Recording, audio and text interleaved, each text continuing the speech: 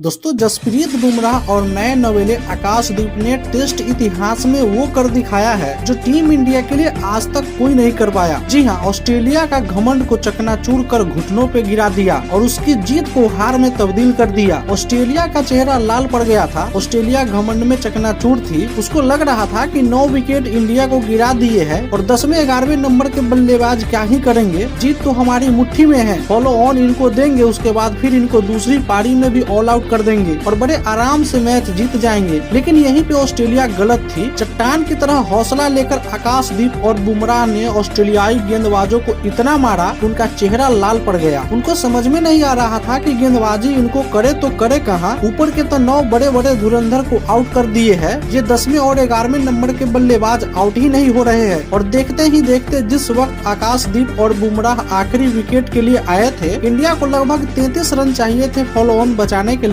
213 पर गिरा था इंडिया का 9वां विकेट। रविंद्र जडेजा आउट हुए थे। बहुत खुश हो रहे थे पैट कमिंस। ऑस्ट्रेलियाई कप्तान मिचेल मार्श ने कैच पकड़ लिया था। उनको लग रहा था कि मैच जीत ही लिया है। ऐसा लग रहा था जैसे जडेजा आउट, खेल खत्म। लेकिन वो भूल गए थे कि अभी आकाश जैसा चट्टान टीम इंडिया के पास मौजूद है। बल्लेबाजी में आकाश ने ऐसी धुनाई शुरू की ऑस्ट्रेलियाई गेंदबाजों की कि उनके होश उड़ गए। उनको समझ में नहीं आया कि आखिरकार आकाश को आउट कैसे करे। उनका बाखूबी साथ बुमराह ने निभाया और इसके बाद दोनों ने मिलकर टेस्ट इतिहास में इंडिया के लिए वो कर दिखाया जो आज तक नहीं हुआ। जी हां, ऑस्ट्रेलिया के खिलाफ ऑस्ट्रेलिया में इंडिया ने आज तक आखिरी विकेट के लिए 39 रन बनाकर फॉलो ऑन नहीं बचाया था। यानी कि ऐसा कभी नहीं हुआ कि आखिरी विकेट इंडिया का बचा हो और इंडिया को फॉलो ऑन बचाना हो और इंडिया को 33 रन लगभग चाहिए हो और आखिरी विकेट ने बना दिया हो। ऐसा पहली बार हुआ है कि इंडिया की तरफ से फॉलो ऑन बचाने के लिए 33 से ज्यादा रनों की पार्टनरशिप हुई है। 39 रनों की नाबाद पार्टनरशिप बुमराह और आकाशदीप के बीच में हुई।